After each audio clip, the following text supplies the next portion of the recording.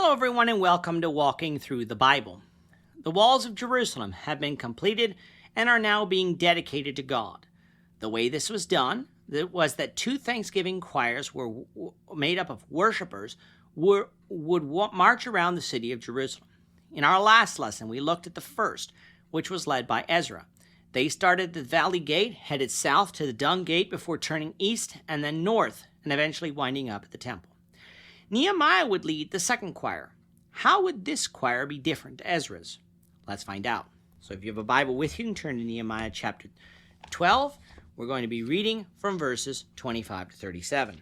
If you don't have a Bible, don't worry. Just follow along with us on the screen. The version that we'll be reading from is the New King James Version. So, Nehemiah chapter 12, beginning at verse 25.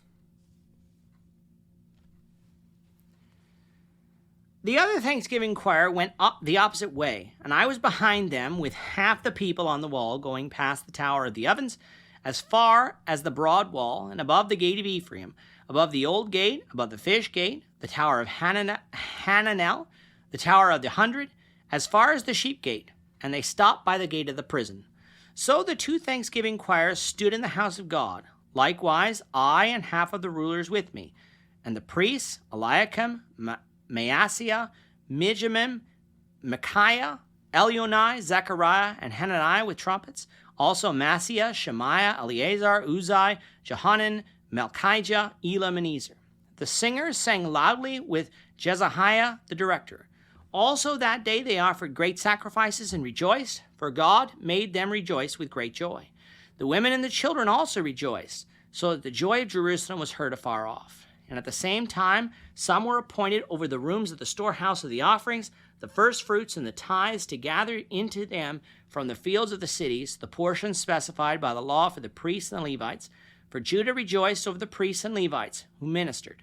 Both the singers and the gatekeepers kept charge of their God, and charge of the purification, according to the command of David and Solomon his son. For in the days of David and Asaph of old, there were chiefs of singers and songs of praise and thanksgiving to God. In the days of Zerubbabel and in the days of Nehemiah, all Israel gave the portions for the singers and the gatekeepers, a portion for each day. They also consecrated holy things for the Levites, and the Levites consecrated them for the children of Aaron. So you have two Thanksgiving choirs, one moving south, east, and north. That was led by Ezra. Nehemiah's Thanksgiving choir was exactly the same as it concerned what they did. However, they went in the other direction, north and then east. They would start at the same valley gate, moving north beyond the Tower of Ovens. They would continue on to the Ephraim gate, which stood opposite the broad wall, continuing on to the fish gate, the Tower of Hananel, the Tower of the 100, before turning east to go towards the sheep gate and the prison gate. Once they arrived there, you had the two Thanksgiving choirs facing one another, both on the Temple Mount. What were they doing? Singing loudly. So loudly that they could be heard singing from afar off. Now, as we know, loud singing can be of sad hymns or of happy hymns. What kind of singing was this? It was happy hymns. That likely meant that the tempo was slightly faster and the singing likely was in a higher register. It was a time of joy, not a funeral dirge. It was a time of thanksgiving to God for all that he had done for them in completing this wall and ensuring their security. That is a reminder for us in our singing. There are times of joy and there are times of sadness. Let's pick our songs to reflect those times.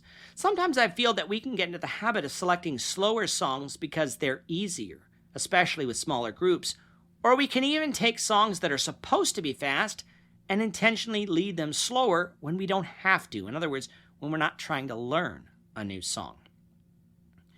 This has the ability to make our singing always feel somber, even though it doesn't always need to be this way. Sure, there is a time for somberness, especially when remembering Jesus around the Lord's table, but worshiping God should make us joyful. Let's pick some songs that reflect that sentiment as well, just as the Jews did here. And everyone was included, both the women and the children, showing us how joyful an occasion this was.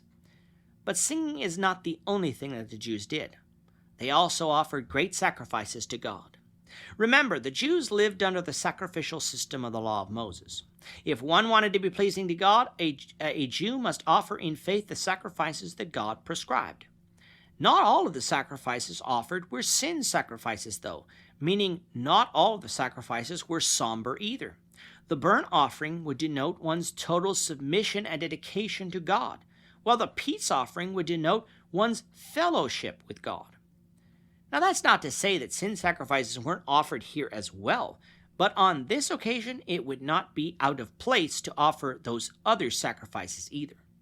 Along with the sacrifices, once again, we get some more organization for the temple itself, for Nehemiah set the Levites over the rooms of the storehouse of the temple that would be used for the offerings, tithes, and first fruits made by the people for the priests and Levites. These would ensure that all items would be accounted for, that little was wasted, and that all who had the right to take from them was provided for. The singers of the temple were again organized for service in the temple, thus allowing the temple service to continue in a now protected Jerusalem, just as God designed. So with the wall of Jerusalem now complete and dedicated, Nehemiah's original charge given him by Artaxerxes was now complete, meaning that in time he was going to return to Persia and his office there. But the book is not over. We'll find out what happens next, as well as Nehemiah's role in it, the Lord willing, in the next lesson.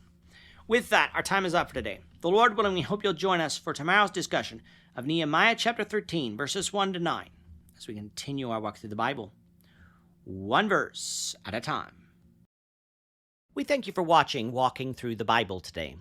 If you have any questions or comments, you can leave them below. But if you like this video, we ask that you consider subscribing to our channel so you won't miss out on other videos in our series, as well as share this video among your friends so that the saving message of Jesus Christ can go out to the whole world.